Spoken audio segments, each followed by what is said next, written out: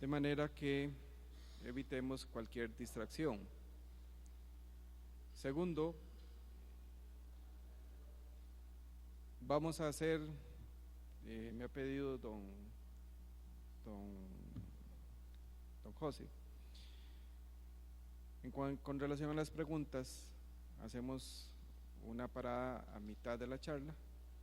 Entonces, lo que vamos a hacer es lo siguiente: la persona que tenga una pregunta va a levantar la mano y va a esperar que la compañera se acerque con el micrófono, de manera que los que estamos aquí, como los que nos están siguiendo por internet, puedan oír la pregunta. En caso de una emergencia, vamos a proceder a evacuar este recinto, tanto por la puerta que está aquí ubicada a mi izquierda, como por la puerta principal. Las dos dan a lo que es el área de parqueo y nos vamos a mantener ahí hasta que se nos dé la orden de volver a este recinto. Con relación a la presentación, esta les va a ser enviada a ustedes en formato PDF el día de mañana. De nuevo, muy buenas tardes. Reciban un cordial saludo de parte de la Junta Directiva del Colegio de Profesionales en Ciencias Económicas, la Dirección Ejecutiva y el Departamento de Desarrollo Profesional. La charla de hoy, Ley 9416, para mejorar la lucha contra el fraude fiscal, está a cargo de don José Antonio Saborío Carrillo. Don José Antonio es abogado especialista en Derecho Tributario, Litigio Tributario y Asesoría Tributaria. Es socio de Moore Stephens desde octubre del 2016, así como también ha trabajado en otros como el Buró Tributario, socio de AFC Asesores Fiscales Corporativos.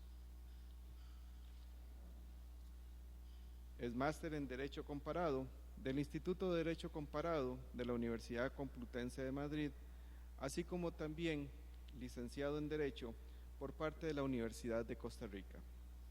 Actualmente es profesor de Derecho Tributario de la Universidad de Costa Rica, así como también ha sido profesor de la Maestría en Asesoría Fiscal de la Universidad para la Cooperación Internacional UCI y profesor del curso Derecho Financiero y Tributario de la Escuela de la Universidad Escuela Libre de Derecho. Sin más preámbulos, los dejo en compañía de don José Antonio. Gracias. Buenas noches.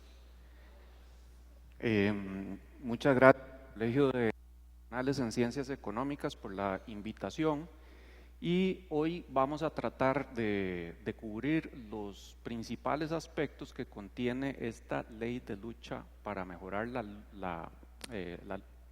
ley para mejorar la lucha contra el fraude fiscal que se aprobó en diciembre pasado y que ya se encuentra vigente. Ustedes que son gente de números y que conocen bien el tema de la difícil situación fiscal que vive nuestro país, tal vez la primera pregunta que habrá que hacerse, y ya es un tema mucho de opinión personal, de si esta ley será en realidad una solución real al problema del déficit fiscal o si es un parche más. Mi conclusión personal es que contiene aplicaciones importantes que básicamente le dan más potestades a la administración tributaria, pero no se está modificando la ecuación fiscal del país de generar más ingreso público, de reducir el gasto público o de una mezcla de... Entonces, sin más, vamos a entrar a abordar los temas contenidos en esta ley y como explicaba ahora el representante del colegio, lo que voy a hacer es abordar en la primera parte los tres cambios principales que introduce la ley, y hacemos una sesión de preguntas a mitad de la charla porque la segunda mitad de la charla voy a ir más rápido, va a ser más de carácter informativo. La segunda parte voy a tratar de cubrir muchos temas para que tengan al menos una idea general de...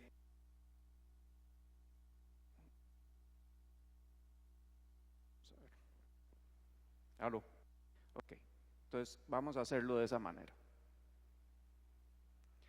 Bueno, el punto, me imagino que muchos de ustedes son asesores de empresas, y en ese sentido es importante que quienes asesoran empresas sepan la responsabilidad. El micrófono, porque mejor micrófono de mano, porque las diademas a veces me dan el problemilla de...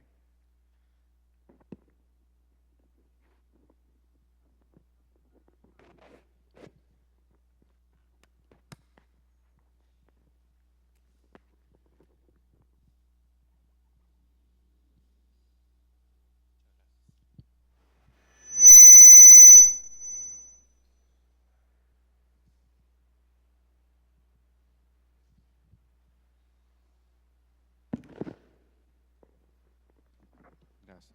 Bueno, entonces vamos a empezar por el tema de la responsabilidad de los asesores, de aquellas personas que asesoran empresas. Importantísimo que todos sepamos cuál es la responsabilidad que nos puede caber como asesores de empresas privadas.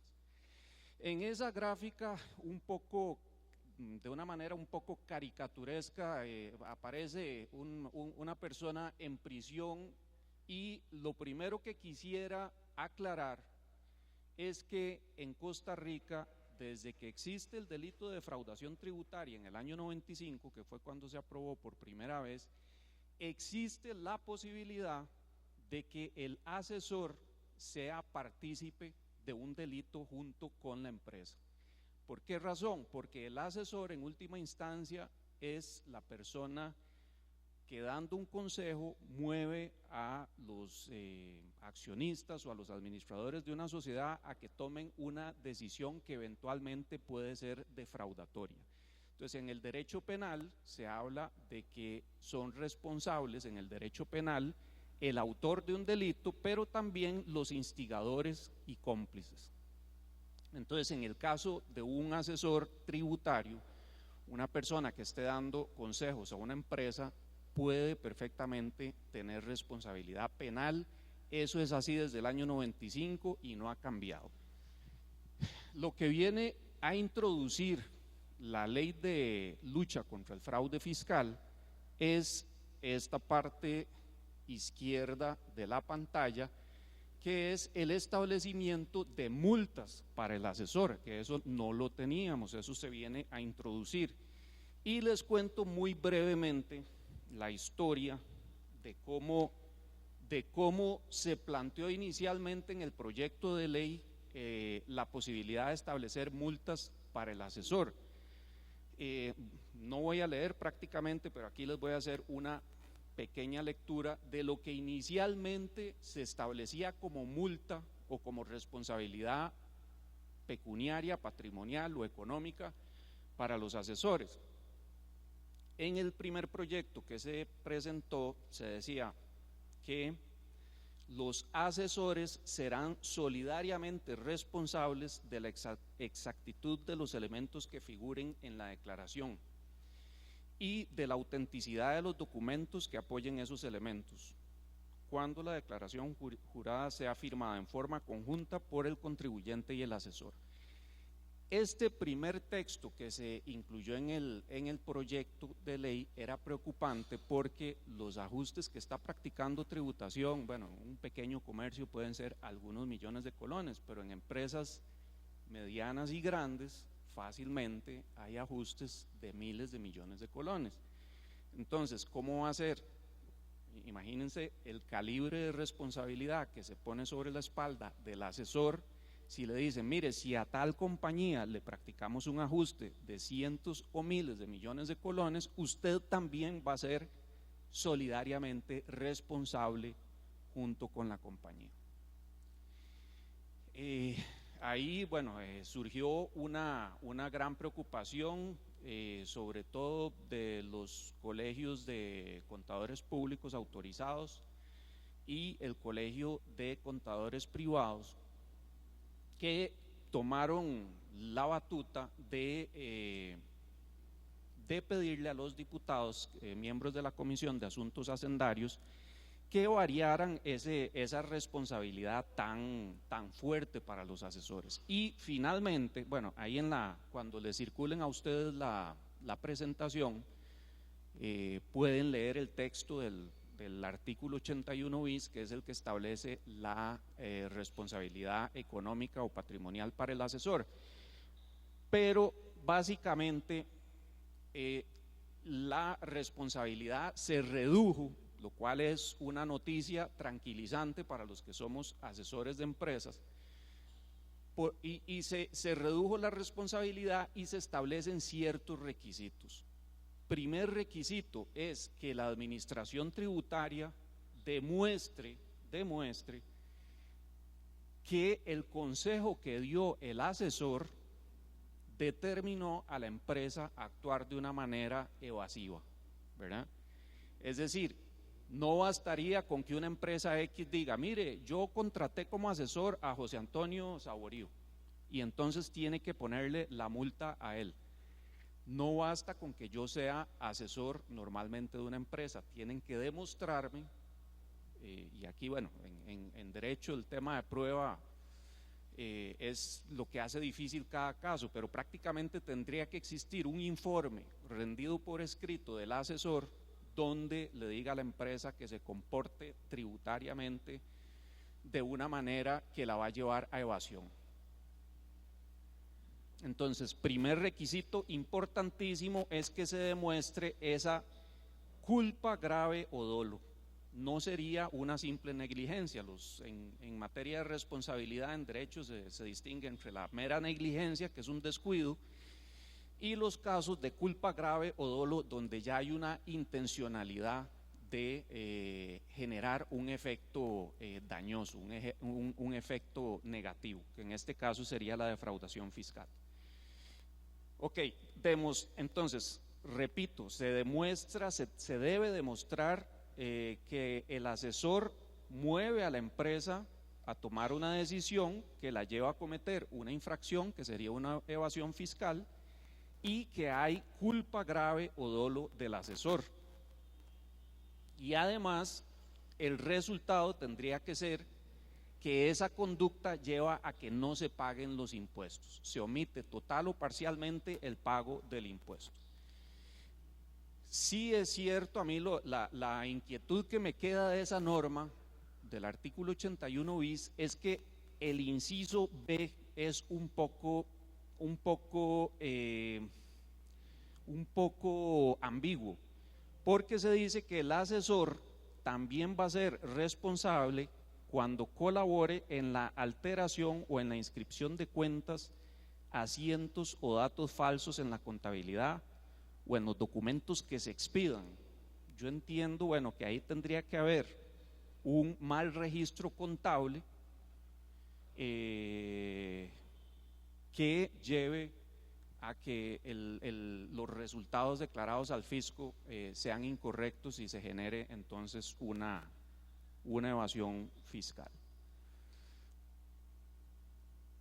Ahora, este tema de la sanción a los asesores tiene también otras noticias que son algo tranquilizadoras para los que nos dedicamos al oficio de asesorar tributariamente a empresas. Ya la multa o la responsabilidad económica no va a ser la que hablaba el proyecto inicialmente, de una responsabilidad solidaria que, como les repito, podría ser de cientos o de miles de millones, sino que se viene a limitar a 3 salarios base.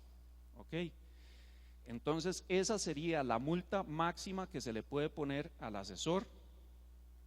Y actualmente, para que tengan una idea, el salario base para el año 2017 está establecido, no recuerdo si salario base del 2017 es la suma de 424.200 colones, de manera que los 3 salarios base o multa máxima que nos podrían aplicar a un asesor sería una multa de 1.272.000 colones.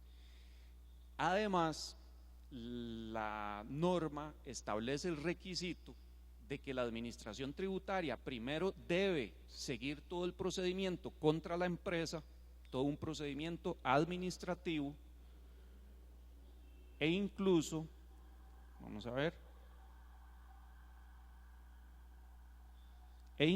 tendría que agotarse cualquier procedimiento con una sentencia en firme sin posibilidad de recurso alguno. Entonces, tributación primero persigue a la empresa o le sigue un procedimiento a la empresa que pasa por un procedimiento administrativo que culmina con un fallo o resolución del Tribunal Fiscal Administrativo y que luego se puede llevar a la vía judicial. Esos procesos, en términos muy, o simplificando el asunto, fácilmente un proceso de esos puede demorar unos 10 años contra una empresa.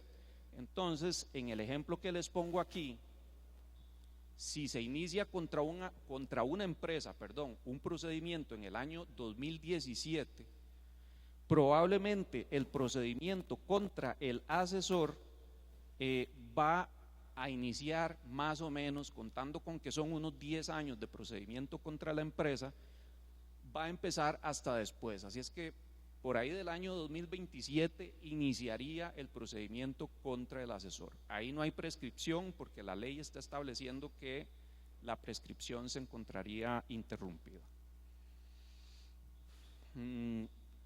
Ese es el primer tema que les quería aclarar. Y ahora vamos a 2 puntos muy álgidos que todos tuvimos conocimiento cuando se discutió esta ley de lucha contra el fraude fiscal. ¿Qué son? Empiezo aquí por este tema de la posibilidad que se le está dando al Ministerio de Hacienda, o bueno, voy a iniciar por la parte superior de la Filmina. Al día de hoy tenemos una Superintendencia General de Entidades Financieras que regula a todo el sector financiero y que obtiene información de todas estas entidades financieras. Eso es lo que teníamos hasta antes de la aprobación de la Ley de Lucha contra el Fraude. La Ley de Lucha contra el Fraude lo que viene a añadir es que el Ministerio de Hacienda va a tener acceso por medio de su jefe a toda esa información, a una parte de la información financiera, no a toda, pero sí el Ministerio de Hacienda va a tener acceso a una parte de este universo de información financiera, con lo cual, ¿qué es lo que se pretende? Lo que se pretende es conocer qué cuentas bancarias y operaciones financieras tiene cada persona física y cada entidad jurídica en las entidades financieras del país. El Ministerio de Hacienda se compone básicamente de 4 direcciones: la Dirección General de Tributación, Dirección General de Aduanas, Dirección General de Hacienda y la Dirección General de Policía de Control Fiscal. Una vez que el Ministerio de Hacienda obtenga esa información financiera, la va a circular en todas sus dependencias, en todas sus direcciones.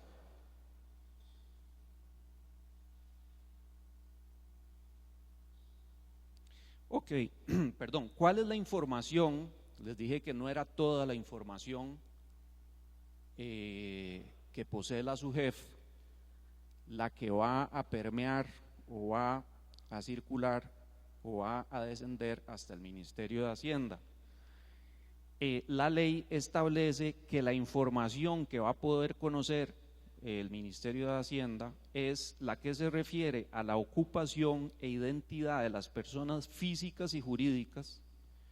En el caso de las personas jurídicas podrá preguntar por la representación legal, domicilio, objeto social de las compañías, en cuyo beneficio se abra una cuenta. parte importantísima de lo que establece la ley. La administración tributaria no va a tener acceso por este medio a la información financiera de las personas indicadas. Por la información financiera entendamos los saldos de las cuentas. Entonces, importante que quede esto claro, Hacienda va a saber qué cuentas bancarias e instrumentos financieros tiene una persona física y una persona jurídica en las entidades financieras, sí, pero no va a saber el monto de las transacciones ni de los saldos. Nada más sabe que tiene cuentas en X y Y banco.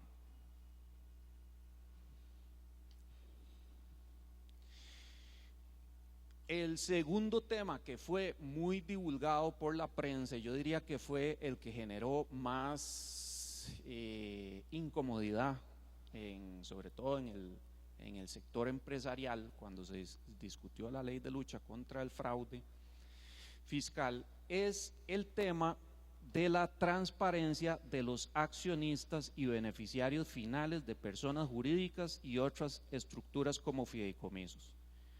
Ahí en la filmina pongo un escáner, como en un aeropuerto o en algún punto de control, donde están escaneando a una persona y ven hasta por debajo de las ropas si lleva armas o si lleva objetos escondidos. Y es precisamente lo que el Ministerio de Hacienda y la Dirección General de Tributación está pretendiendo hacer ahora. Quiere llegar a saber quiénes son los accionistas de las sociedades y quiénes son los beneficiarios finales. ¿Y qué es este concepto de beneficiario final? La manera más fácil de explicarlo es haciendo referencia a esa noción de lo que se conoce popularmente como el testaferro. Bueno, no solo popularmente, es un término hasta legal. La ley pretende llegar a pasar incluso por el mero nombre de los accionistas y llegar a saber quiénes son las personas que efectivamente son beneficiarios finales de la sociedad, de las entidades jurídicas. Y cuando digo de las entidades jurídicas, la ley establece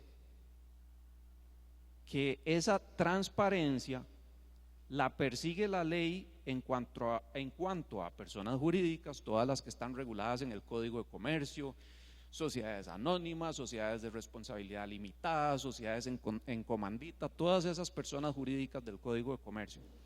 Pero además otras estructuras jurídicas que no son propiamente personas jurídicas, sino que vienen a ser, por ejemplo, los fideicomisos, que en términos legales, el fideicomiso se caracteriza como un contrato. No es una persona jurídica en sí misma, aunque es posible inscribirla como contribuyente en tributación, pero legalmente el fideicomiso no se considera como una persona jurídica. Y también un tema novedoso de esa transparencia es que la transparencia la ley la justifica como una herramienta de lucha contra el fraude fiscal, pero también de lucha contra el blanqueo de dinero. Entonces, por eso tenemos que toda esa información de accionistas y beneficiarios finales va a llegar a ser conocida tanto por el Ministerio de Hacienda como por el Instituto Costarricense sobre Drogas. Entonces me devuelvo a la filmina anterior. Y aquí les apuntaba, o se apunta en la filmina, que incluso las asociaciones sin fines de lucro, ¿verdad?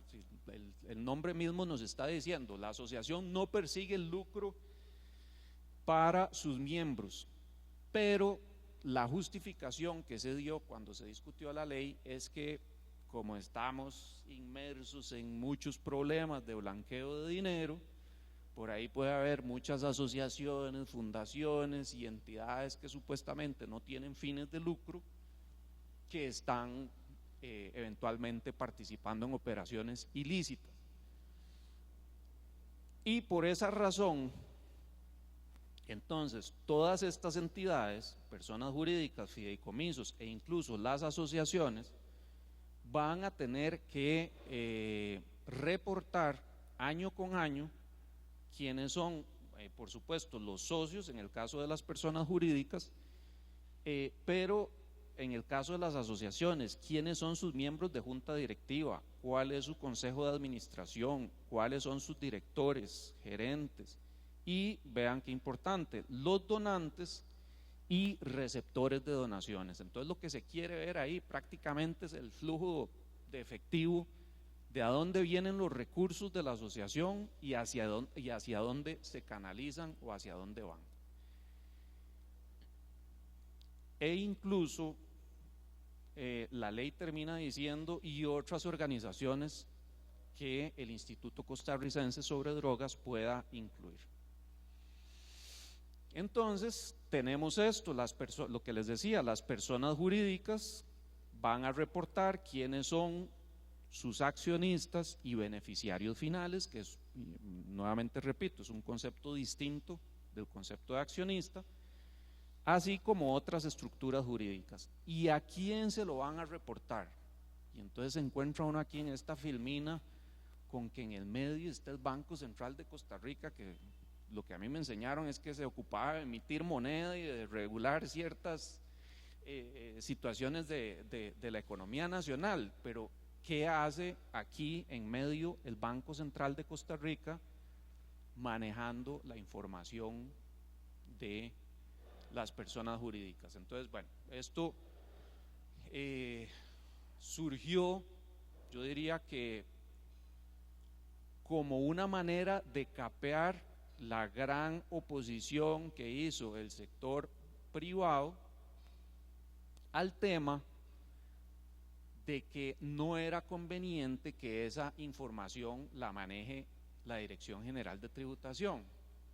¿Y por qué manera se hizo esa afirmación? Y yo diría que hasta acusaciones de que no es conveniente que esa información la maneje Tributación.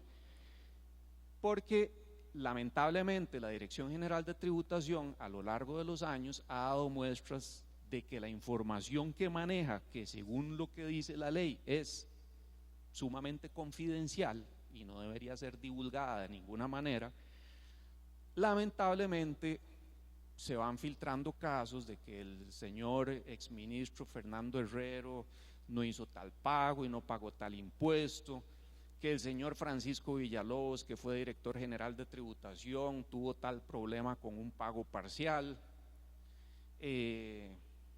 Sale don Albino Vargas un día en la prensa y dice que tengan cuidado los políticos porque yo manejo mucha información tributaria de los contribuyentes, entonces mejor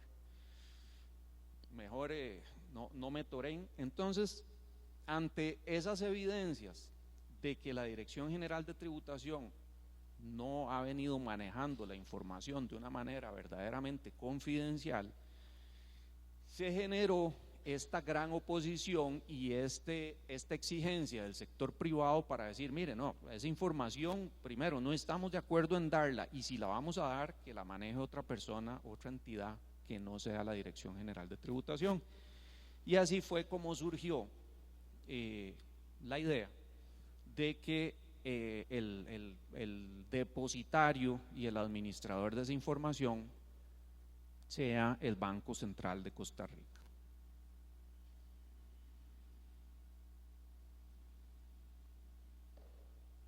Ok, una buena ley no solo debe decir, no solo debe establecer un deber, una obligación, debe haber una consecuencia si la ley no se cumple. Y aquí la sanción que van a tener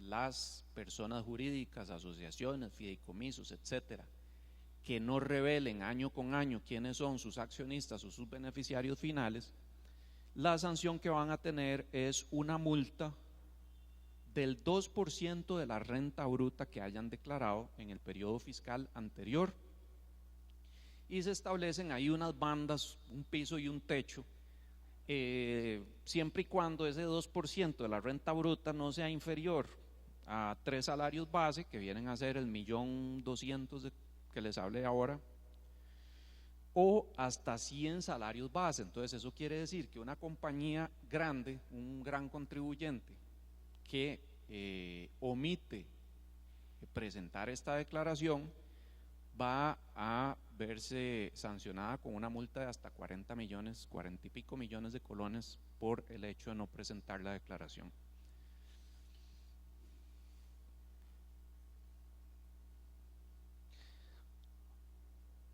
Ok, como les decía, la información va a ser manejada por el Banco Central de Costa Rica, pero también el banco, y en toda la discusión que se generó sobre el hecho de que el manejo de esa información tiene que ser muy cuidadoso y muy garantizarse la confidencialidad, se estableció que el Banco Central se va a dotar de unos sistemas de información informáticos que son inviolables, que son, bueno, según la ley van a ser totalmente inviolables, esperemos que así sea, y se le da al Banco Central de Costa Rica un plazo de hasta el 1 de enero del 2019 para que se dote de toda esa infraestructura tecnológica para poder manejar esa información de manera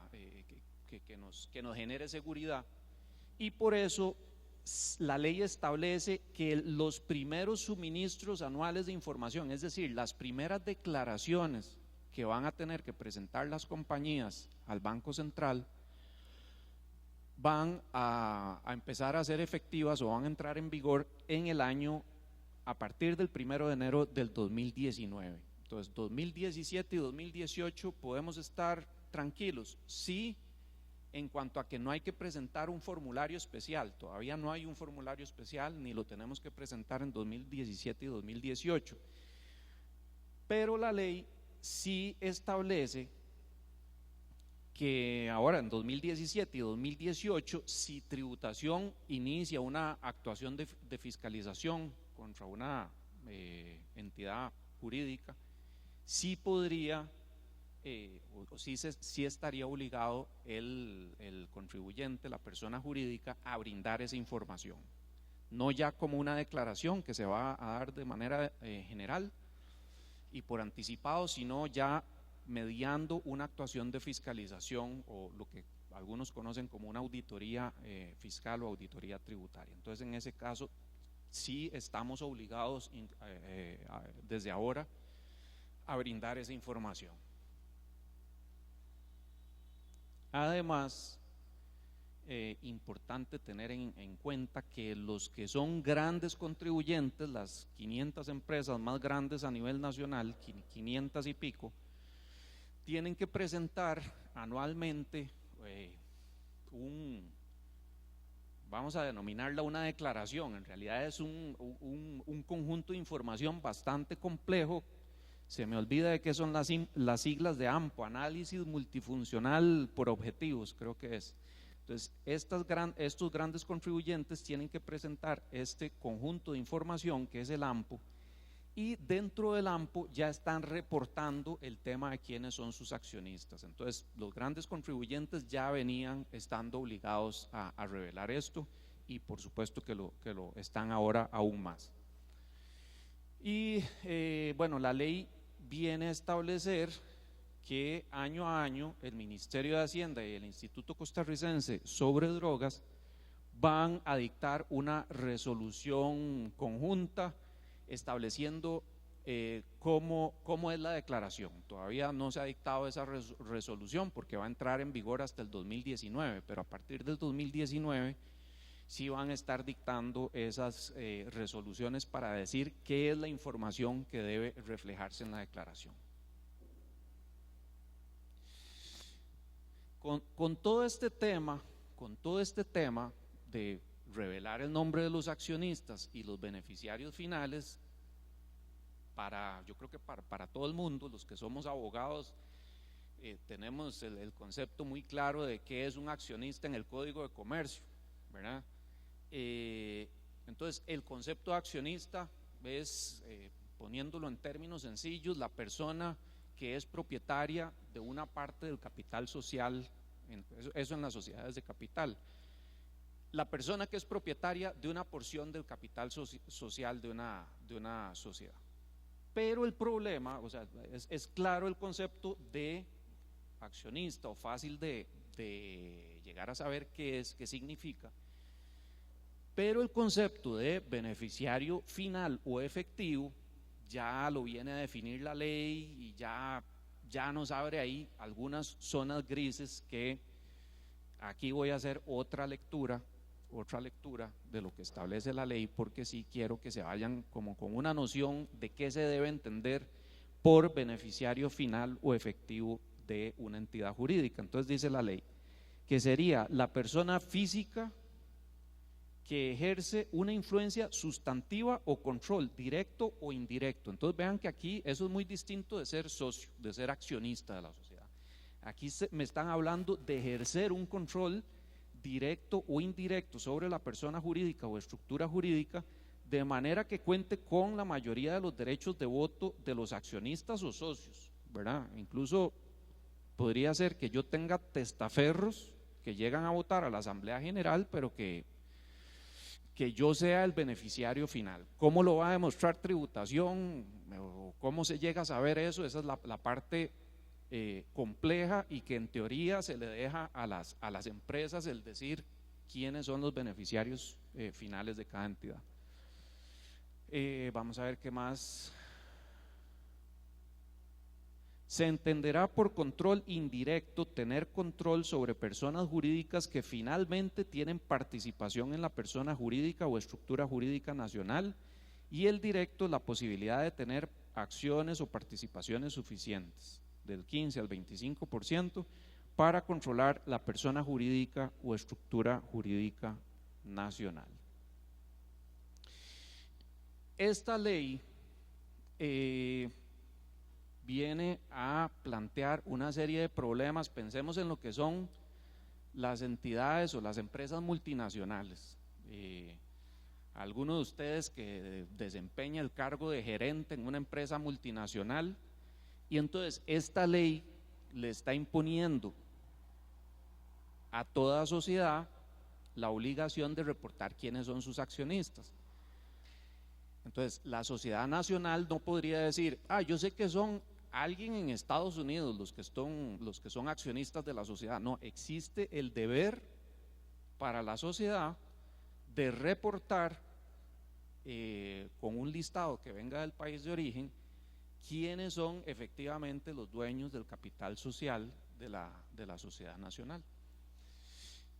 Y incluso se establece una presunción que es, les hablaba del caso de la persona que ejerce como gerente aquí en Costa Rica de la empresa extranjera. Vean cómo la ley viene a decir que en las sociedades nacionales que son controladas por sociedades extranjeras, si no se logra demostrar quiénes son efectivamente los accionistas o beneficiarios finales en el exterior, entonces le ponen al administrador la carga encima, la presunción de que es esa persona la que es beneficiaria final de esa entidad.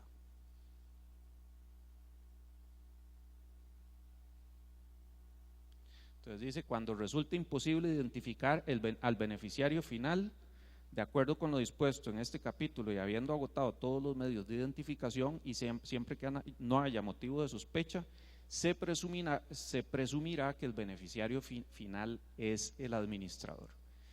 Ya hay un poquito legal, a mí me queda la duda de si eso, prácticamente el que es administrador de la sociedad aquí en Costa Rica no tiene posibilidad de desvirtuar esa presunción. En derecho, las presunciones que se admiten son las relativas. En algún momento, no los voy a aburrir con temas legales, pero en alguna época se admitían las presunciones absolutas, aquellas que no se pueden combatir ni destruir de ninguna manera. Actualmente o modernamente se dice que para que sea admisible una presunción debe ser relativa, es decir, la persona debe tener alguna posibilidad de de luchar contra lo que establece esa presunción, pero aquí el administrador de la sociedad queda en de la sociedad nacional controlada por entidades extranjeras, queda en una situación bien difícil.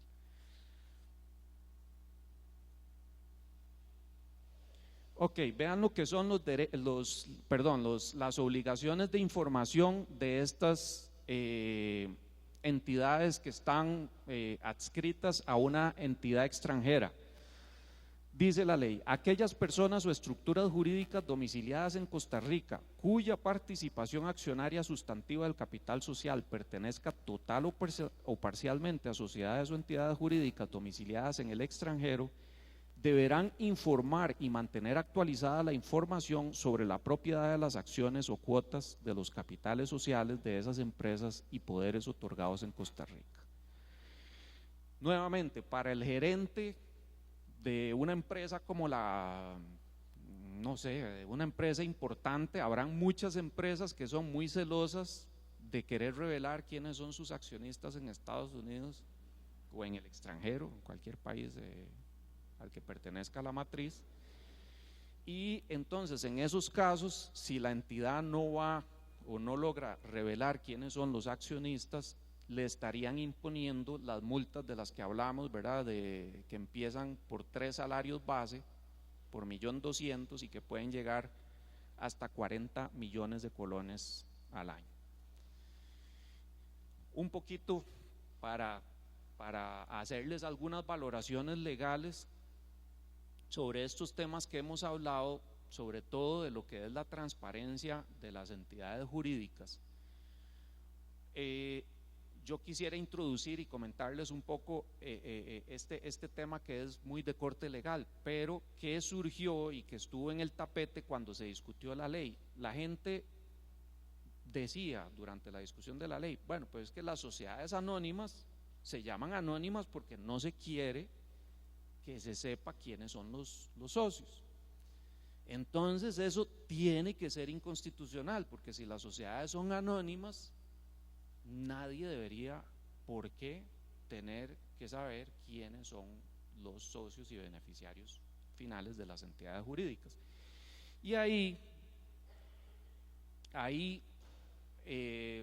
incluso esta discusión yo la tuve con colegas y en algunos otros foros antes de que la ley fuera aprobada, y a mí sí me tocó decir, vean, yo soy totalmente pesimista de que la Sala Constitucional vaya a decir que esto es inconstitucional, porque ya desde el año 2013, no se los voy a leer, pero había un voto, el 11.499 del año 2013 de la Sala Constitucional, se los repito por si a alguno le interesa, 11.499-2013, donde la Sala Constitucional ya había dado su aval para que en una circunstancia específica las municipalidades tuvieran conocimiento de quiénes son los accionistas de sociedades.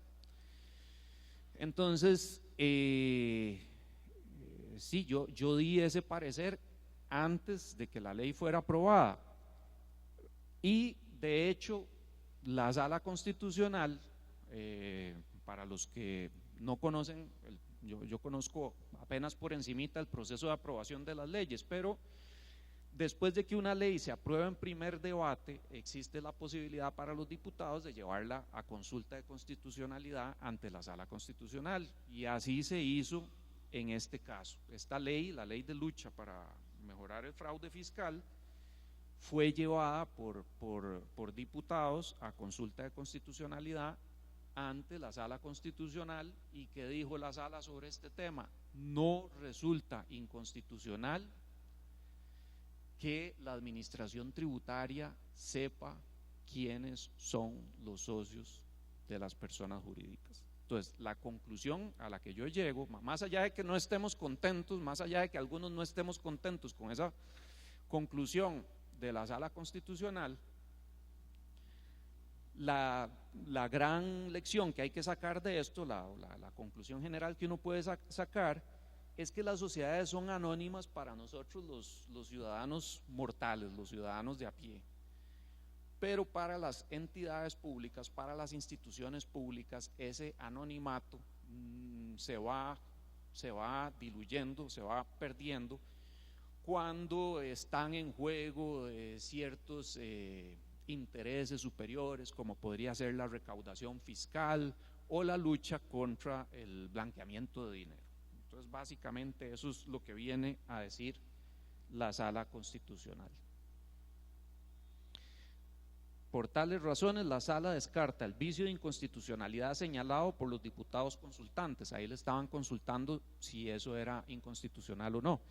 No obstante, no omite esta Sala reiterar y enfatizar que para que el proyecto se mantenga en este aspecto conforme con lo dispuesto por la Constitución Política, el mismo debe ser aprobado por mayoría calificada en el segundo debate que debe otorgársele a esta iniciativa de ley. Tampoco los quiero aburrir con temas legales, pero resulta que como en este caso el Banco Central de Costa Rica es el que va a manejar la información, resulta que por un tema del artículo 24 de la Constitución se requiere que la ley fuera aprobada por 2/3 de los diputados.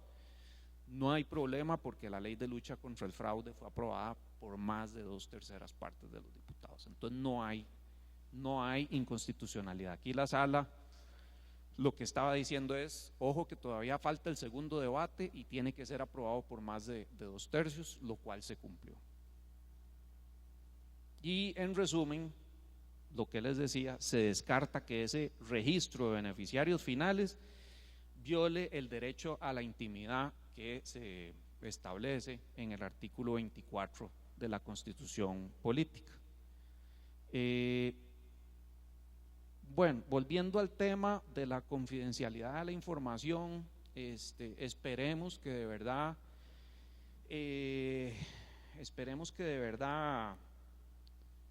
el manejo de la información vaya a ser cuidadoso. Yo sí considero que es información muy sensible, el tema de saber quiénes son los accionistas de las sociedades.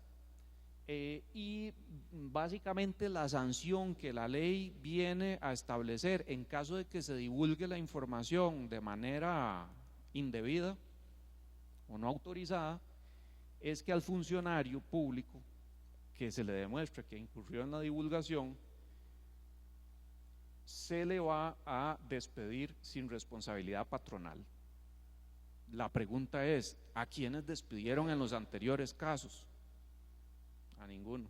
Entonces, ¿para qué la ley viene? Esas son las cosas en las que yo no creo. ¿Para qué si antes no pasó? Porque eso de todas maneras ya está. En las leyes que teníamos vigentes antes, esto es una falta grave. El divulgar la información es una falta grave. No hace falta que venga otra norma más, que es la terrible maña que tienen los diputados, yo no sé si los abogados, asesorados por abogados, pero estar haciendo normas cuando ya habían otras normas que permitían precisamente exigirle a un funcionario que incurría en esa falta la responsabilidad personal por una falta grave y llegar incluso a despedir sin responsabilidad patronal. Esa telaraña, para terminar aquí con esta primera parte de la charla y para abrir una primera sesión de preguntas. ¿Por qué una telaraña? Sí, porque en realidad con el tema de la información financiera y con el tema de los accionistas y beneficiarios finales, lo que tributación trata de hacer es una red de información, repito, de cuentas bancarias y de participación en sociedades. ¿Y para qué le va a servir eso a tributación? Sí, le puede servir de mucho en aplicando la figura del incremento injustificado de patrimonio. La figura, así para decirlo de una manera sencilla, la figura del incremento injustificado de patrimonio es cuando yo reporto que me estoy ganando un pequeño salario al mes y resulta que me compro yates y casas y carros último modelo, donde es evidente que esa riqueza o ese patrimonio que se está evidenciando no tiene relación con los ingresos que yo le estoy reportando al fisco. Entonces, Toda esa información le podría servir a tributación para ir detrás de contribuyentes y aplicarles la figura del incremento injustificado de patrimonio. Por supuesto, si sabe quiénes son los socios, una maña, una de esas mañillas de tributarias en Costa Rica. En Costa Rica sale sumamente caro pagar dividendos como Dios manda o como la ley manda, porque tendríamos que pagar el 30% en el impuesto a las utilidades y luego retención del 15% sobre la distribución. Como sale tan caro, las sociedades hacen todo tipo de artimañas para pagarle a los socios por servicios profesionales y pagarles una serie de gastos que en realidad son dividendos, solo que no se declaran como tales. Y esa información, ya sabiendo quiénes son los socios de todas las sociedades, le va a poner a tributación el asunto más fácil de saber quién es el socio y si a usted lo que le están pagando en realidad es un servicio profesional, porque si no me lo justifica muy bien, le vamos a presumir que es un dividendo. Otro tema que es una herramienta, un consejo que dan muchos los asesores fiscales, y esto tiene que ver con la mala gestión de cobro que hace el Ministerio de Hacienda. Cuando le hacen una determinación a un contribuyente y le dicen, mire, usted tal empresita, el supermercadito, tiene que pagar 100 millones de colones en impuesto de renta y los intereses y las multas. ¿Qué es lo que viene a aconsejar el asesor fiscal muchas veces en la calle? Deje esa sociedad, la sociedad que está operando el supermercado, vaya dejándola inactiva y va constituyendo otra sociedad que paulatinamente se va haciendo cargo de la gestión del negocio. Ahí tenemos normas legales sobre lo que sería el traspaso de responsabilidad de una entidad a otra. Sí hay normas que regulan eso, pero en general el control de tributación del Ministerio de Hacienda en eso es malo. Entonces se da mucho el tema de que se constituyen nuevas entidades, la vieja no paga la deuda tributaria que tenía. Y les pongo esto porque yo creo que ante esa práctica, sí tributación va a poder identificar con mayor facilidad si un determinado negocio sencillamente constituyó otra sociedad y está operando a través de una nueva entidad. Muy importante todo lo de poder establecer quiénes son socios y quiénes participan en sociedades para aplicar todo lo que tiene que ver con la normativa de precios de transferencia, ¿verdad? Todos los precios que se pactan entre entidades que se consideran relacionadas, que son vinculadas, están sujetas a una normativa. Y vamos a quitar esto de los embargos, ahora lo voy a discutir. Y sobre todo, la justificación que se le dio al tema del beneficiario final, no a lo de la información financiera de su jefe, pero la justificación que se dio cuando se discutió la ley de lucha contra el fraude fiscal para pedir el que se revele quiénes son los socios, es porque se dijo, mire, a Costa Rica, la OCDE, la Organización para la Cooperación y el Desarrollo Económico, que nos había metido en una lista negra y después pasamos a la lista gris, y bueno, ahí hemos ido capeando el temporal, pero la razón por la que nos incluyeron en esas listas de paraísos fiscales era precisamente porque el país es poco transparente en cuanto a saber cómo se mueven las platas y quiénes están detrás de las entidades jurídicas. Lo curioso es que hasta el día de hoy, o sea, sí es cierto que a la OCDE le preocupa el tema de que los países puedan intercambiar información, primero saber quiénes son los socios y accionistas de las entidades jurídicas y luego intercambiar esa información con otros países. Eso básicamente para controlar cuando un nacional se me sale de mi redil para ir a otro país a hacer sus negocios, y si yo tengo una renta mundial, no me está declarando esa renta a mí. Entonces, bueno, la OCDE sí y los países desarrollados persiguen ese intercambio de información, pero resulta curioso que ni siquiera la OCDE ha dictado algún estándar que sea de aplicación obligatoria en los países que son miembros de la OCDE para declarar el tema de quién es el beneficiario final. Es decir, nosotros nos adelantamos incluso a los que son miembros de la OCDE. Me dicen, no me consta, que hay un solo país en el mundo, por ahí me dijeron o leí, no recuerdo, que aparentemente en Noruega sí es el único país del mundo donde se conoce el tema de quiénes son los accionistas de las entidades, pero aquí la acusación que se hizo en este tema es que se nos había ido la mano, o se les fue la mano al regular todo este tema de reflejar quiénes son los accionistas y beneficiarios finales. Con eso cierro la primera parte. Entonces, ¿qué consultas o dudas tienen?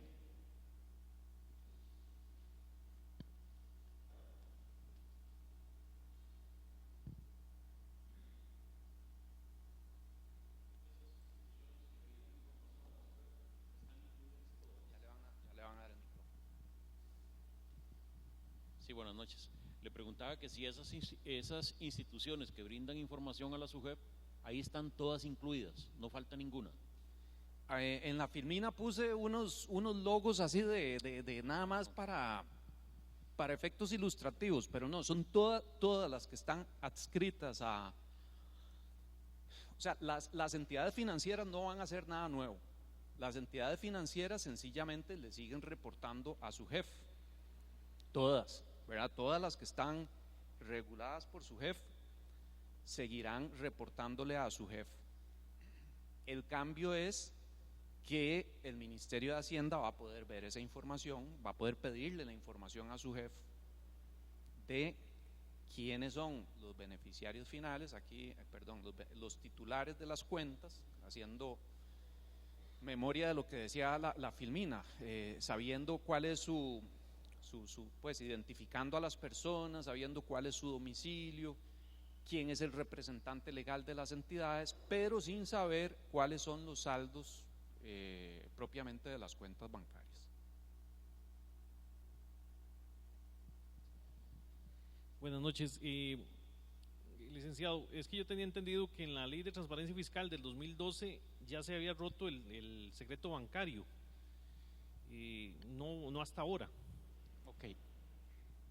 El secreto bancario, vamos a ver, así de memoria, como desde los años 90, no recuerdo si fue en una reforma legal del 95 o del 99, que hubo reformas tributarias en esos años, la Ley de Justicia Tributaria del 95 y la Ley 7900 en el año 99. En alguna de esas dos reformas se reformó el artículo 106 del Código de Normas y Procedimientos Tributarios y se abrió la posibilidad de que tributación le pidiera a un juez el levantamiento de secreto bancario. Entonces eso viene ya desde los 90, solo que en los 90 la ley pedía un par de requisitos para levantar el secreto bancario, es decir, tributación tenía que justificar que solo en ciertas circunstancias se podía pedir ese levantamiento de secreto bancario.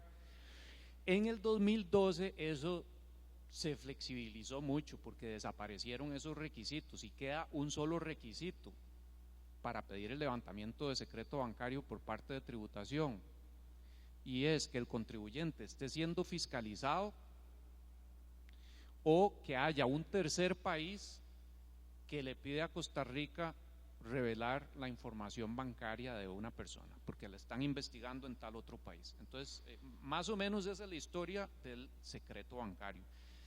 Igual sobre el secreto bancario, la Sala Constitucional ha dicho, el secreto bancario no tiene rango constitucional.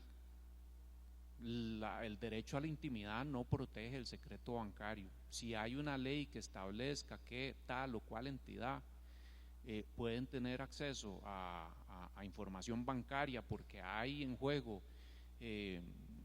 pues intereses superiores, se justifica. Ujú.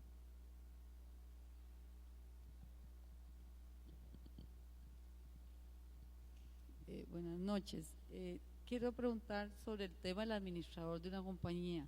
O sea, ¿cuál es la responsabilidad legal del administrador con respecto al accionista final? Porque muchas veces el accionista final no está enterado de la gestión operativa de la organización.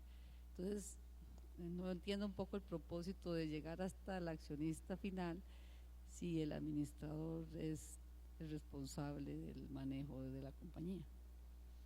Muy bien, muy interesante su pregunta, y viera que yo tengo todavía la misma inquietud y creo que no la tengo resuelta.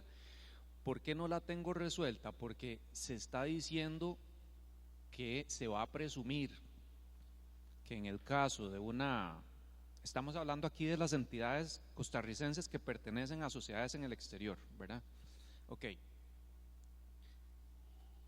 Se está diciendo que si no se revela la lista de quiénes son los accionistas o beneficiarios finales en el exterior, se va a presumir que es el administrador de la sociedad nacional. Y la pregunta suya: ¿y qué consecuencia tiene eso para el administrador? Porque el mismo Código de Normas y Procedimientos Tributarios establece que en las personas jurídicas, la persona jurídica responde con su propio patrimonio, la responsabilidad, salvo en asuntos penales, ¿verdad? Ya en asuntos penales es otro tema donde el socio sí se podría ver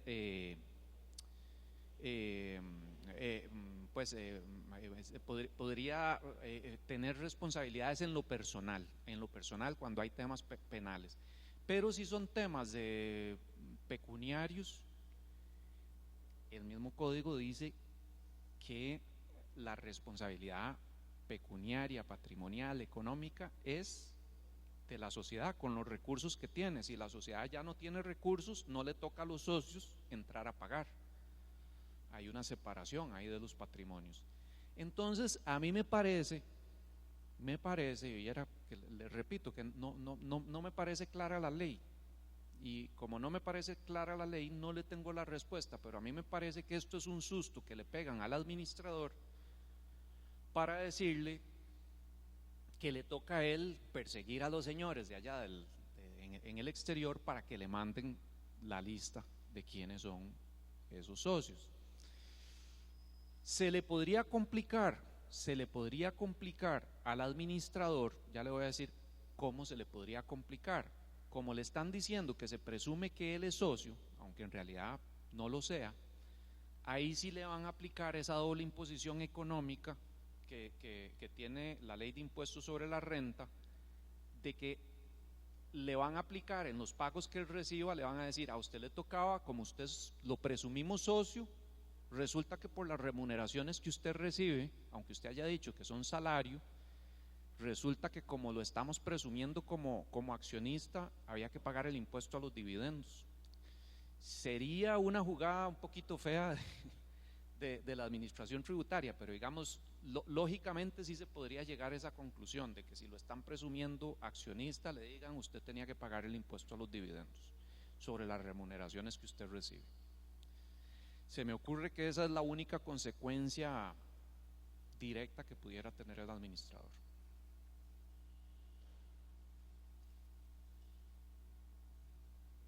Si no hay más preguntas, sigo, continúo. Ok, en esta segunda parte de la charla voy a ir un poquito rápido porque sí hay mucho cambio. Esto tiene más casi que carácter informativo.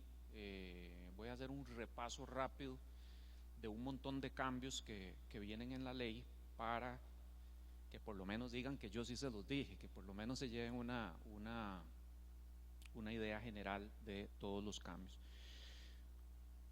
Yo les decía que en la experiencia que yo tengo trabajando en temas tributarios, yo siento que la parte más débil del Ministerio, de la Dirección General de Tributación y del Ministerio de Hacienda, en lo que respecta a los temas tributarios, más que el tema de fiscalización y control, que bueno, puede ser débil, pero aún más débil es cuando ya a un contribuyente le han seguido un proceso y le inician un cobro judicial. Porque entonces resulta que, como les decía, constituyó otra sociedad y dejó la primera sociedad vacía y siguió operando, y el expediente sigue en el Departamento de Cobro Judicial del Ministerio de Hacienda por años de años, presentan la demanda de cobro judicial y allá 10 años después llega la conclusión de que la sociedad no tenía bienes, entonces no había que perseguir. Entonces, la gestión de cobro del Ministerio de Hacienda, para mí, en lo personal, es lo más débil, el eslabón más débil de toda la cadena del Ministerio de Hacienda. Y en esta ley se están tomando algunas medidas para pretender, para tratar de fortalecer eso. Y se las paso a enunciar. Se generó mucho ruido con la discusión de la ley en cuanto a una supuesta reforma, y yo les digo que es supuesta reforma porque no es tal, que se estaba introduciendo al Código de Normas y Procedimientos Tributarios, e incluso me llamó la atención que en la prensa se dijera que esto era algo nuevo, etcétera, y que tiene que ver con la posibilidad de que cuando un contribuyente lo están fiscalizando, es decir, el asunto está en vías de determinación de un crédito fiscal, apenas están investigándolo, va a existir, y existía desde antes, la posibilidad para la Dirección General de Tributación de que si justifica que existe peligro de que el contribuyente se ausente, es decir, cerró el portón, puso un candado y dejó el negocio vacío. Entonces, si Tributación tiene posibilidades de demostrarle al juez que la empresa que está siendo apenas fiscalizada, todavía ni siquiera se sabe si tiene deuda tributaria o no, vean lo potencialmente grave del asunto, apenas estamos en la fase de revisión, no hay un crédito tributario, no hay deuda todavía. Y sin embargo, el fisco sí puede pedirle al juez que solicitar a la autoridad judicial competente el embargo de los bienes como medida cautelar, la cual tendrá un periodo de vigencia de hasta 2 años prorrogables por el mismo periodo. Entonces eso es bien grave o bien fuerte, pero eso ya existía, ahora está en el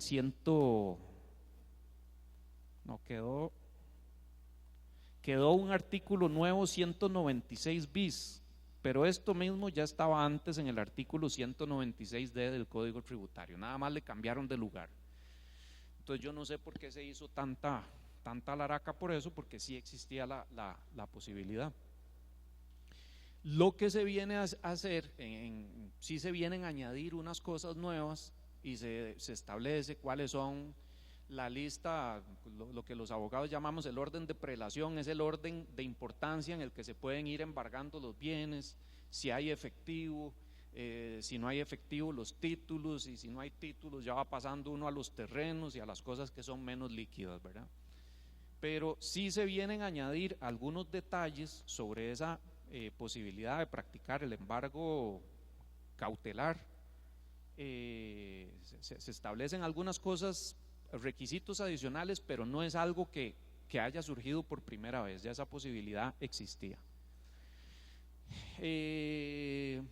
Otras cosas, bueno, el cobro judicial de las deudas tributarias se va a tramitar conforme a la ley de más o menos nueva, debe tener como unos 5 años, la ley de cobro judicial, y es una ley que hace el procedimiento sumamente expedito.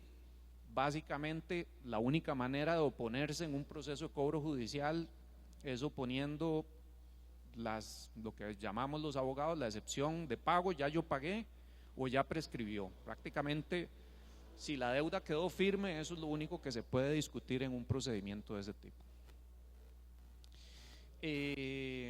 Se viene a incluir la posibilidad de efectuar remates electrónicos, no sé cómo van a funcionar, pero bueno, sí, la ley dice se van a establecer una plataforma que también va a desarrollar el Ministerio de Hacienda, y también le están dando un lapso para hacerlo, como se lo dieron al Banco Central, para poder sacar los bienes que se van a rematar en una plataforma electrónica. Supongo que es por un asunto de transparencia y para que no haya ahí remates ahí medio arreglados.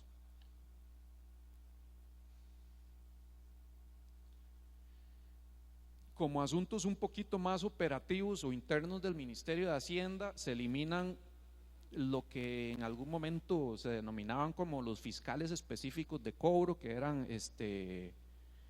profesionales particulares que coadyuvaban al Ministerio de Hacienda en el proceso de cobros. Ahora todos los encargados de cobro van a ser funcionarios del Ministerio de Hacienda, y lo que sí me parece bastante positivo para la administración tributaria es que los cobros judiciales, todavía a estas alturas de que tenemos ya casi 2 siglos de vida independiente, todavía muchas cosas se siguen manejando totalmente centralizadas en San José. Entonces resulta que el Departamento de Cobro Judicial de San José maneja los cobros judiciales de todo el país, y salió un día de estos en la Extra que se perdieron 12.000 expedientes de ese departamento. ¿Por qué razón? Por el volumen. Eso es peor que el archivo de los hospitales de la Caja del Seguro Social, es todavía peor que el archivo del Ministerio de Hacienda. Entonces, bueno, están desconcentrando esto territorialmente. Ahora va a ser cada administración tributaria territorial la que va a poder llevar adelante sus propios cobros. Y bueno, como en muchas otras leyes se establece, estos son, antes de hacer la crítica digo que establece la ley, se establece que la certificación de adeudo que expide el departamento, o que expide el departamento de cobro del Ministerio de Hacienda, tiene carácter de título ejecutivo, es decir, lo que dice esa certificación es el monto que para efectos legales se debe y es el que se lleva a un tribunal para exigir su pago. En la experiencia que yo tengo de haber trabajado con contadores, yo no soy contador, pero en algunos casos donde me ha tocado sentarme con el contador y con el contribuyente, porque resulta que hay que conciliar la cuenta integral tributaria de tributación con los datos que tiene el contribuyente. Nunca he visto un caso en que anden ni cerquita, ¿verdad? O sea, los datos que maneja la cuenta integral tributaria, sí, nunca andan ni cerquita, y entonces la percepción que yo tengo, estoy partiendo de que la información, tal vez me estoy equivocando, partiendo de que la información del contribuyente debe ser verdadera, pero sí me genera la desconfianza de que esa información de la cuenta integral tributaria no es en este momento nada confiable. Bueno, ese cuadrito, esa obra de arte ahí, ¿qué hace? Bueno, por primera vez se está introduciendo como mecanismo de pago para los contribuyentes la dación en pago, es decir, no solo voy a poder pagar mis deudas tributarias en efectivo, sino que eventualmente yo podría dar bienes de valor en pago de las obligaciones tributarias. Entonces, bueno, no sé, el que es coleccionista de arte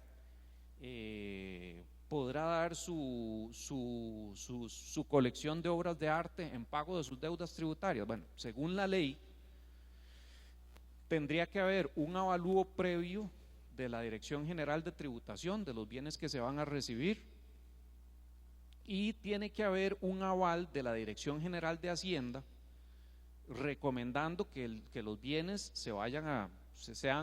que sea factible recibir los bienes en dación de pago, cerciorándose de que existe un plan de aprovechamiento de los bienes por parte de alguna institución del Poder Central. Entonces, por ejemplo, en el caso de las obras de arte, sí, mire, las obras de arte de tal pintor reconocido le interesan al Museo de Arte Costarricense y nos dice que esa colección es muy valiosa y que sí hay sí damos el aval para que eso se reciba. Y bueno, hablábamos del remate electrónico. Aquí, insisto una vez más, se abre ahora esta posibilidad de los remates electrónicos. Otra cosa que contiene la ley, el estar al día en el pago de las obligaciones tributarias para realizar cualquier trámite estatal. Aquí también se está dando un plazo de entrada en vigencia, ¿verdad? Que va a ser en el año 2019. Y claro, como me están diciendo que debo estar al día para gestionar trámites estatales, por supuesto que todas las entidades estatales deben poder tener acceso a una base de datos para saber si yo estoy al día. Entonces, el Ministerio de Hacienda dispondrá de un listado de morosos y omisos que podrá ser consultado de manera pública. Aquí una vez más el tema de la información confidencial, ¿verdad? Ya desde hace varios años la Sala Constitucional dijo, morosos con la caja, que los publiquen. Eso no es tema de ningún secreto, tiene que publicarse. Aquí serían los morosos con Hacienda, se van a publicar, y contendrá la información de nombre de los sujetos pasivos, impuestos, periodos y montos de las deudas respecto de las cuales haya vencido el plazo legal para el pago de la obligación tributaria, así como el nombre de aquellos que hayan omitido la presentación de las declaraciones una vez vencidos los plazos establecidos por ley. Les hablaba yo de la desconfianza que tengo, según mi experiencia personal, de los datos que constan en la cuenta integral tributaria, que pueden decir que tal entidad está, que tal sociedad está atrasada en el pago del impuesto sobre la renta del periodo fiscal 2016 y 2015 y que adeuda 100 millones de colones porque nunca los pagó, o el impuesto de ventas. Vean qué delicado es este tema, por ejemplo, para una empresa que está participando en una licitación pública y que le dicen, mire, usted no puede participar en la licitación del MOP o del Ministerio de Educación o de cualquier otra entidad porque según la base del Ministerio de Hacienda usted tiene una deuda. Y no hablemos de la deuda de 100 millones, hablemos del timbre de educación y cultura que a todo el mundo se le olvida, ¿verdad? Yo nunca me acuerdo de pagar el timbre de educación y cultura. Bueno, por una deuda de 12,000 colones lo podrán dejar a uno fuera de una licitación. La ley no establece ningún monto mínimo.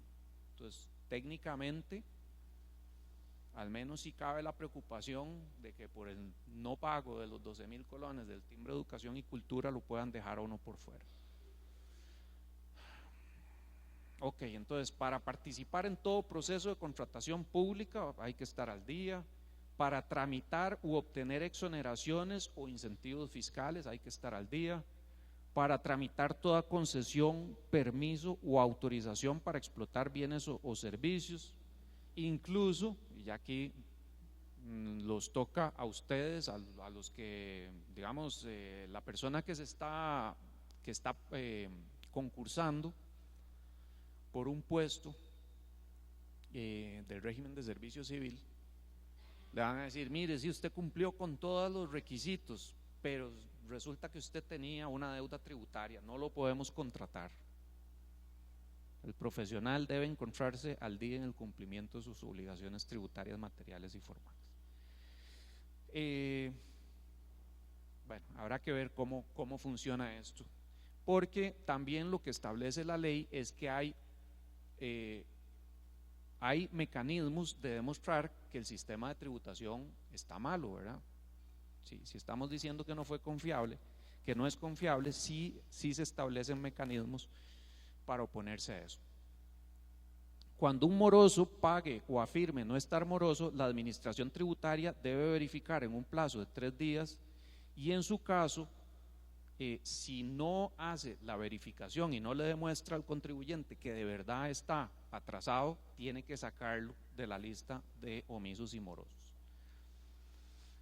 En caso de que no lo pueda hacer en ese plazo, retirará temporalmente al contribuyente de la lista de morosos sin perjuicio de volverlo a incluir si una vez terminado el estudio se concluye que tiene alguna deuda en mora.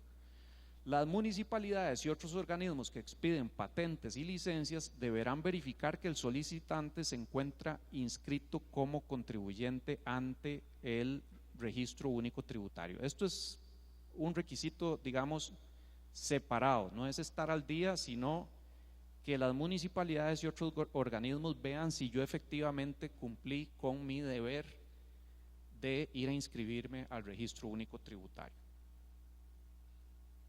Bueno, y ese tema que ponía ahí tiene que ver con ese tema de que me dejen a mí por fuera,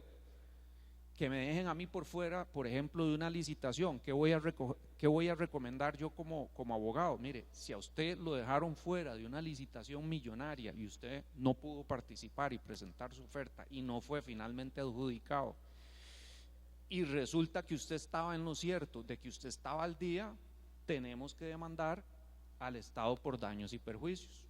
Entonces yo no sé si este sistema no funciona bien, lejos de servir para generar más fondos, va a resultar en que va a generar temas de responsabilidad civil para el Estado. Entonces es un tema que tiene su complejidad.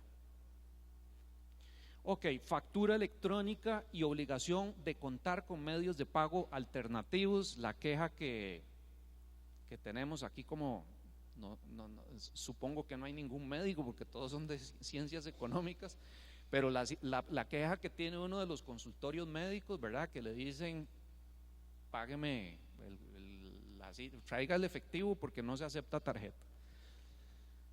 Entonces, la ley, con muy buena intención, dice que, claro, que hay que todo comercio, y aquí estamos hablando no solo del médico, estamos hablando hasta de la pulpería metida en Talamanca, también tiene que contar con medios alternativos de pago distintos del efectivo. Entonces, bueno, esas cosas van ahí, son temas difíciles de meter a todo el mundo en el mismo saco de la evolución tecnológica, cuando hay gente que tal vez no le llega en internet.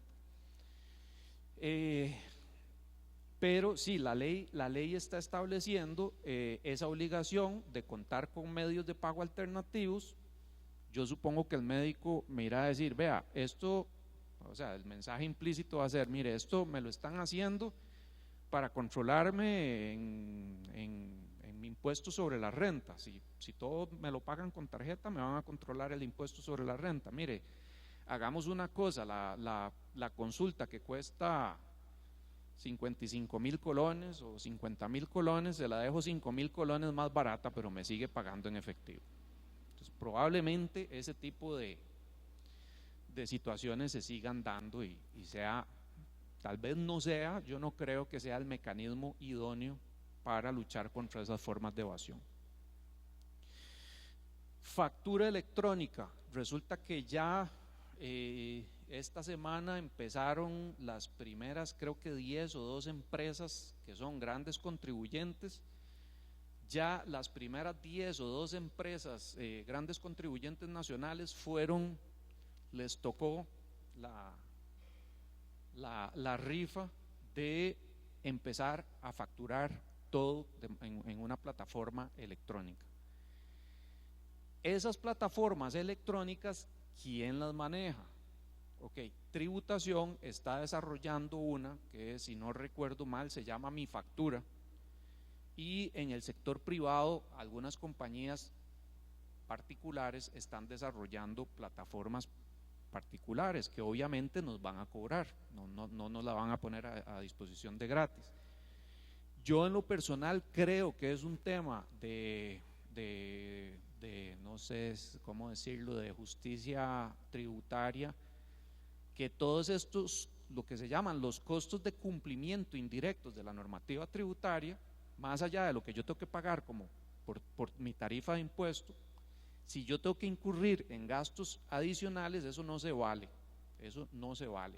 A mí esa plataforma yo la voy a usar el día que Tributación me la dé de gratis, y si no, bueno, no sé, pero yo sinceramente pienso que esas plataformas tienen que ser desarrolladas y puestas por Tributación a disposición de todos sin costo alguno.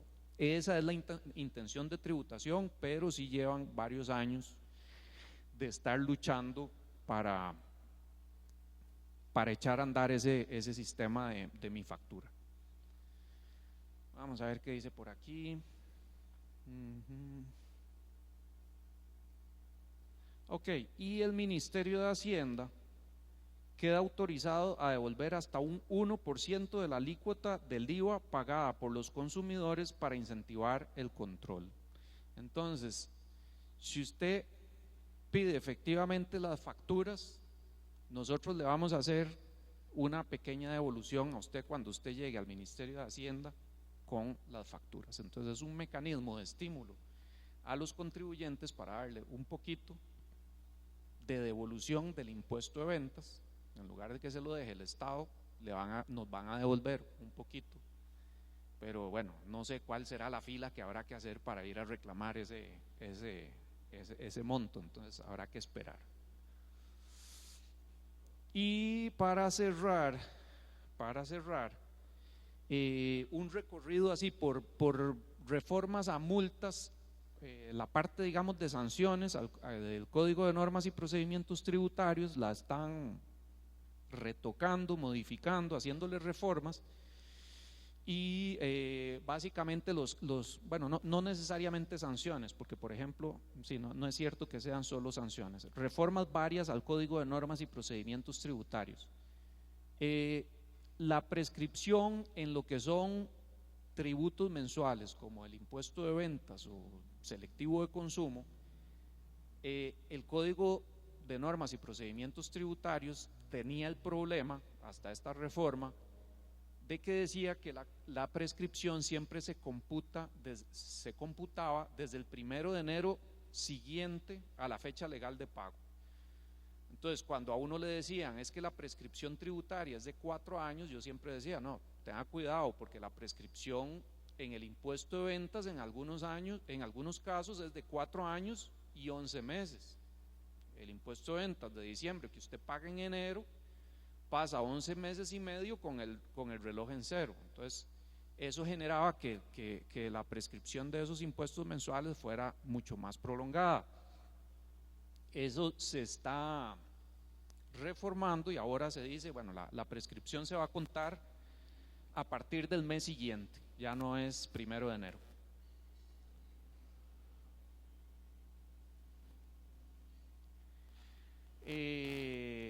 Bueno, estos temitas son un poquito técnicos, tal vez un poquillo aburridos para el que no es abogado, que tiene que ver con el tema de la interrupción de la prescripción en los casos de delito de defraudación tributaria.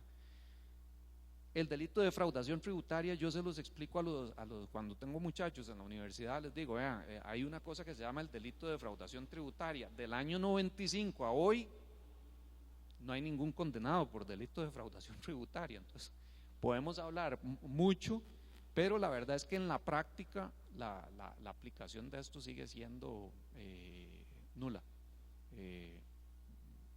No asusta el delito de defraudación tributaria.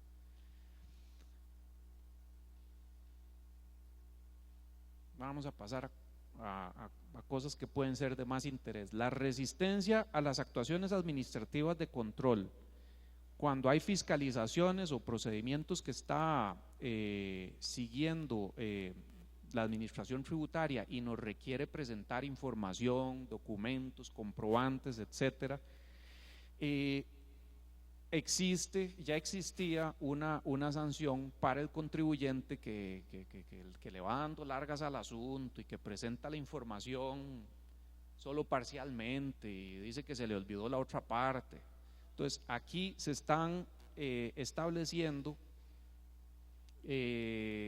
sanciones y se establece lo siguiente: cuando hay un primer incumplimiento en la entrega de información, 2 salarios base, más o menos 800,000 colones; segundo incumplimiento, 3 salarios base, más o menos 1.200.000; y ya si hay un reiterado incumplimiento, ya el tercer incumplimiento, si pasamos a la multa del 2% del ingreso bruto, que tendría el piso de 3 salarios base y un techo de 100 salarios base.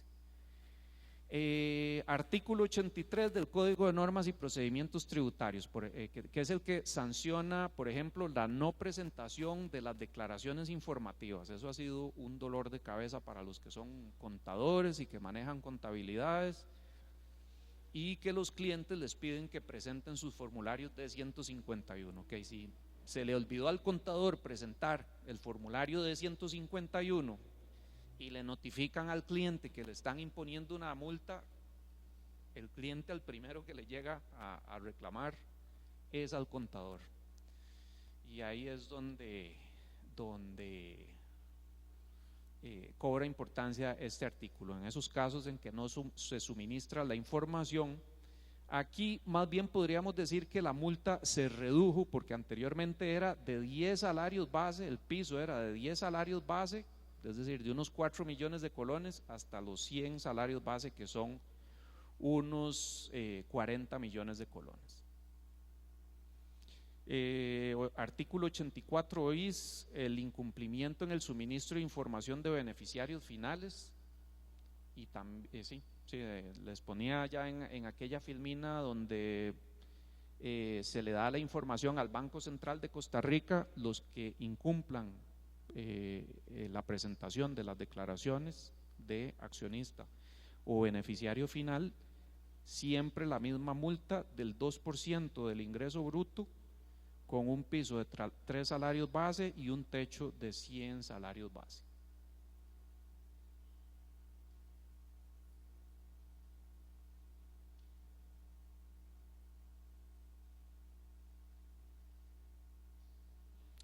Voy a pasar aquí a la parte final de esta filmina. Otra modalidad en la que nos están tratando de meter a todos los contribuyentes. Ya hablamos de la facturación electrónica y de todos estos temas de tecnología. Ahora resulta que Tributación no quiere ya andar haciendo notificaciones a los contribuyentes en el domicilio, y que ya no está aquí porque se pasó ahora para la Sabana, y de la Sabana se fue a San Ramón, y entonces andan eternamente con esos problemas de notificaciones. Las notificaciones se está estableciendo que los contribuyentes vamos a tener la obligación de señalar un medio que no sea la dirección física. Entonces, ¿qué será eso? Bueno, el fax, que ya casi hasta dejamos de usar el fax, ¿verdad? Ya va pasando, o un casillero electrónico. Entonces, en ese casillero electrónico, Tributación estaría haciendo buena notificación de cualquier comunicación al contribuyente. Y en ese, la única ventaja es que si nos notifican en el buzón electrónico, eso más para los abogados que contestamos cosas, es que nos amplían el plazo ahí 5 días, nos dan 5 días más de plazo. Pero sí hay una tendencia a tratar de que los contribuyentes nos manejemos en todas nuestras relaciones con la administración tributaria por medios electrónicos. Y por último, un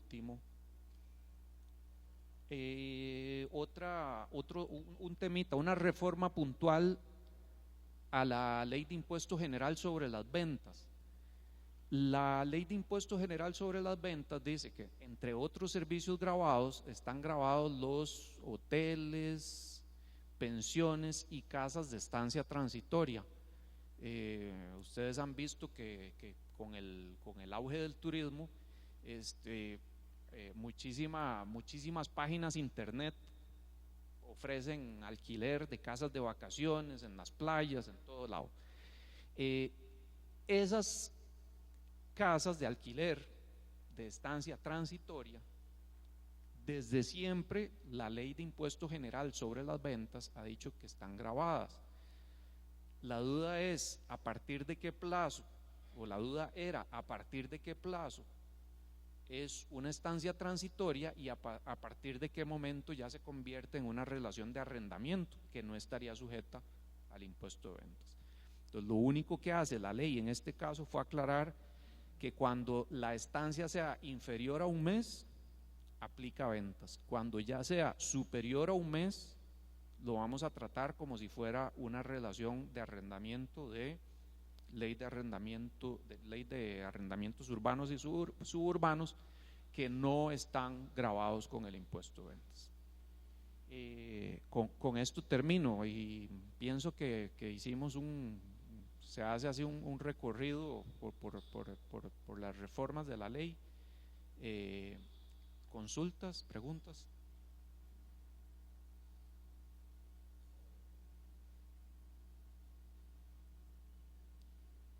Más aburrida esta segunda parte, ¿verdad? En cuanto a la factura electrónica, yo entiendo que hay un pronunciamiento de la Sala Cuarta que le decía a Tributación que ella tenía que permitir el medio, como lo hizo con el ATV, o estoy equivocado. ¿Que tiene que? Que permitir el medio, o sea, facilitar el medio para hacer la facturación por cuenta de los contribuyentes. Viera que lo desconozco si me encantaría, porque va en el sentido de lo que yo le decía, que yo soy convencido de que lo que se denominan los costos de cumplimiento indirecto, ya la ley me dice qué impuesto tengo que pagar. Si además tengo que presentar el AMPO, ¿cuánto le cuesta a una empresa tener personal para llevar los registros del AMPO? Es una información complicada. Entonces hay que tener personal para que presente la declaración del AMPO. Y la declaración de precios de transferencia que se viene. Bueno, tengo que contratar una empresa privada para que me asesore, porque yo no manejo lo de los precios de transferencia. Entonces, llevamos años en que al contribuyente le van endosando sobre sus espaldas nuevos deberes y esos costos de cumplimiento se vienen a sumar. O sea, la empresa que en realidad está pagando sus impuestos como Dios manda, no está pagando la tarifa del 30% del impuesto a las utilidades, está pagando más, ¿verdad? 30 más el costo de cumplimiento indirecto. Hay un articulito en el Código de Normas y Procedimientos Tributarios que nadie lo invoca, lamentablemente, que es como no recuerdo, el 105, que le permite en algunos casos a los contribuyentes pedir el reembolso de los gastos, pero a todo el mundo le da pavor pedirle a tributación la plata de vuelta, porque es como de mal gusto. Es el 104. Entonces, esa idea del artículo 104 de que yo le puedo pedir en algunos casos el reembolso de gastos a tributación, precisamente va en esa línea. Yo ya pagué mi impuesto, si hay otros costos de cumplimiento indirecto, no debería pagarlos yo, usted me debería dar la herramienta. Y no viera que sí desconozco ese pronunciamiento que usted dice. Lo que ha surgido en estos días es el tema de que la factura electrónica, y estoy pensando en voz alta porque todavía no conozco bien qué es lo que ha dicho Tributación con el tema de la facturación electrónica. Está diciendo hay que facturar en colones.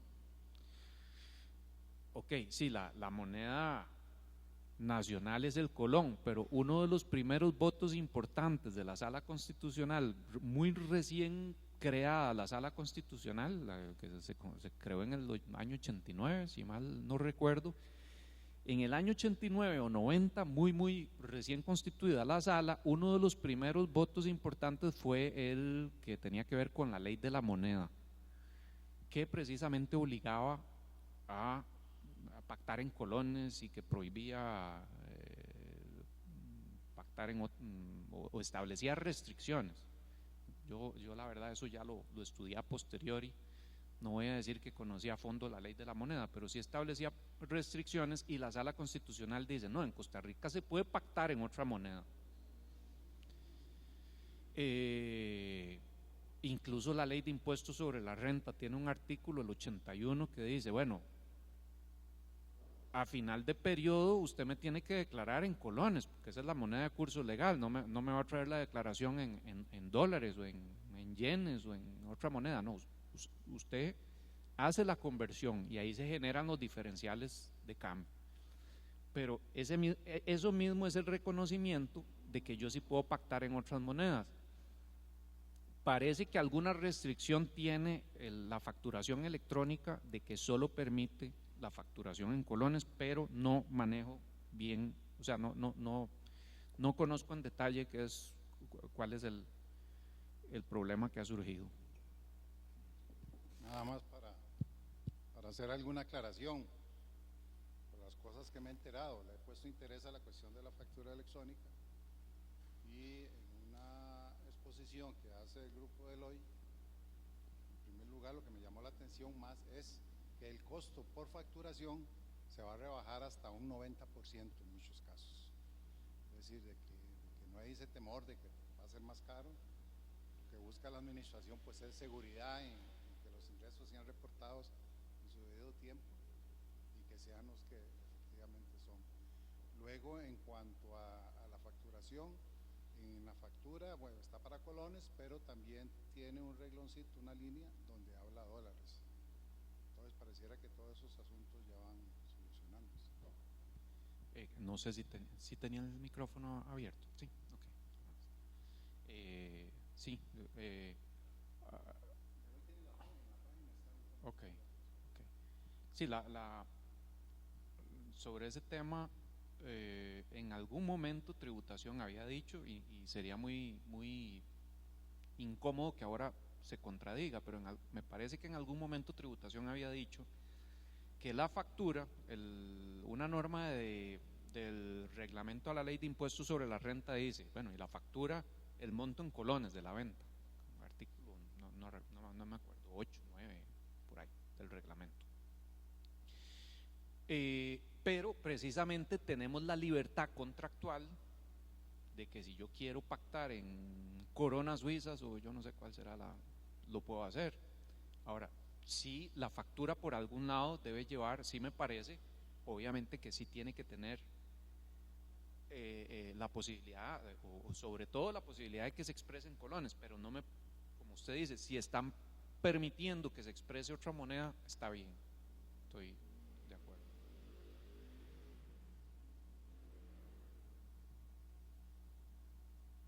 Muchas gracias, yo creo que ya. Perdón.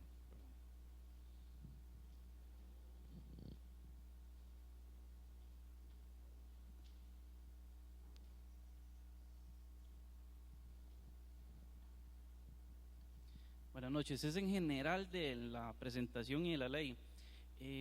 La SUGEF está motivando a los bancos a solicitarles la declaración de renta. Los bancos mantienen una duda sobre esto.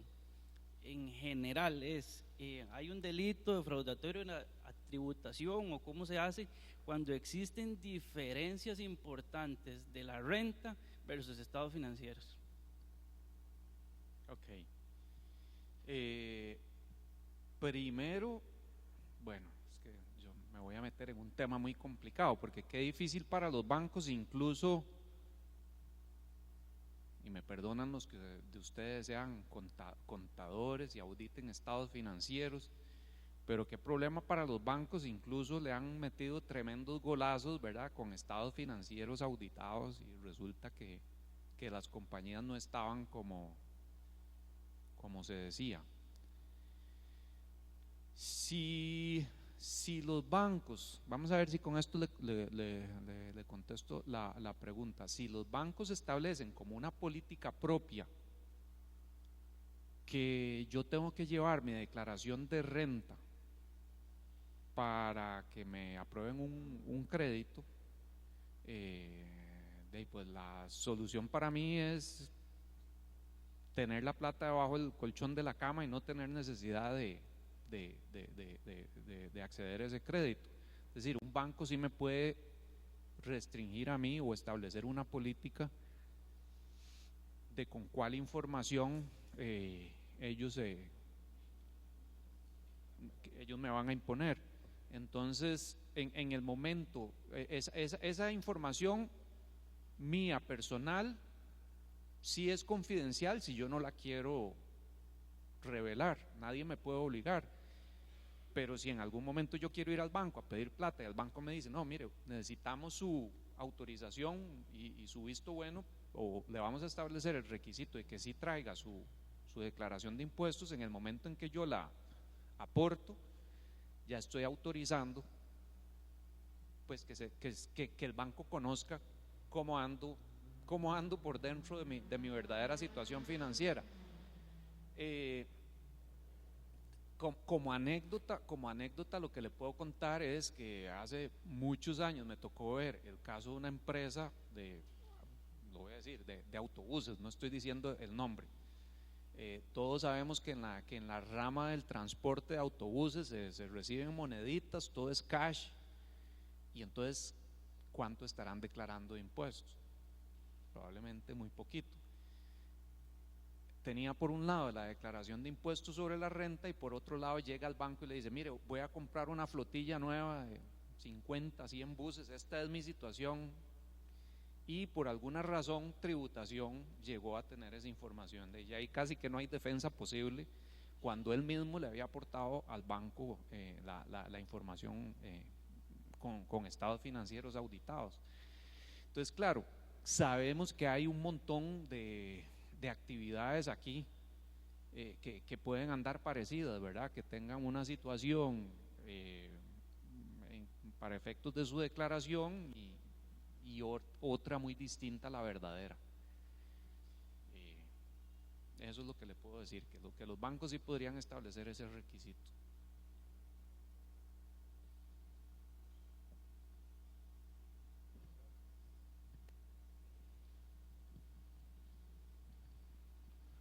Buenas noches. En el caso que sucede con esta empresa que maquilló estados financieros y entregaba electrodomésticos, es un caso muy sonado, ¿qué sucede o qué acción en el caso del fisco por tributación tiene el caso de que esa institución bancaria le vendió la deuda a su asociación a sabiendas de la situación que se estaba presentando? O sea, ¿qué incidencia tiene eso, digamos, en cuanto a materia fiscal o defraudación fiscal y las consecuencias que tiene dentro de ella misma, porque hay una asociación que los empleados se ven involucrados en una situación de ese tipo, ¿verdad? Claro. O sea, ¿cómo se llama? La evasión en este país es muy grande y las instituciones bancarias incurren en esos grandes errores, ¿verdad? Y teniendo gente muy capaz en la auditoría y vieron de que esos estados financieros fueron bien maquillados y aparte de eso, como era imposible el cobro, decidieron recibir electrodomésticos y aparte de eso venderle a su propia asociación una deuda en el cual no iba a ser recuperable. Entonces, ¿qué pasa ahí en la parte de materia tributaria que puede afectar tanto a una como a la otra? Ok. El fisco solo le va a incomodar la situación si le tocan el bolsillo fiscal. Si la empresa ha venido pagando bien sus impuestos, no hay una defraudación tributaria, no hay una evasión fiscal. Partiendo de ese supuesto, el fisco no puede hacer nada, porque el fisco lo que puede perseguir es la evasión fiscal y la defraudación tributaria. Ahora, si no es del fisco y no es de las entidades, tal vez, sí, si no es del fisco, ¿de quién más es el problema? Bueno, entonces pasamos al campo de los particulares. ¿Y qué pasa entre los particulares? Que ya los bancos les metieron el gol con los estados financieros, etcétera. Entonces los bancos dicen, mira, esta empresa me debe 100 millones de dólares, mejor recupero 70 o 60 o 50 que irme a un pleito penal y que a todos los metan a la cárcel, que habría que ver si los van a meter a la cárcel, pero lo mejor, y eso es lo que ha pasado en varios casos. Los bancos y las empresas están yéndose por el tema práctico de recuperar algo. Ahora, cuando el otro día yo veo la noticia y dicen, sí, es que tal empresa no reveló en su balance una partida de cuentas por cobrar, de activos, de cuentas por cobrar. Mire, perdón, yo no soy contador, pero esos son balances falsos. Con lo poquito que, o sea, con lo que sé de derecho penal, que solo lo estudié hace mucho tiempo en la facultad y no me dedico mucho a eso, pero hay un delito de balances falsos. Entonces el delito ahí está, o sea, basta leer el periódico para darse cuenta que hay una irregularidad muy grande. Que ya entre las empresas privadas empiecen a tapar y se empiecen a acomodar, porque mejor un buen arreglo que un mal pleito, ya ahí es donde ya escapa la solución legal. Yo lo que le diría es que si lo que uno lee en el periódico es cierto, es muy evidente la falsedad. Y en el caso de otra empresa que, sin decir el nombre, andaba en el sector de los plásticos, ¿verdad?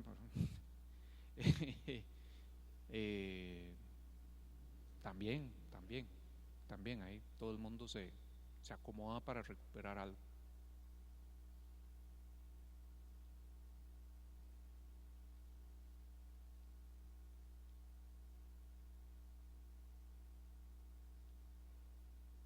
Muchas gracias a todos. Creo que hay un refrigerio.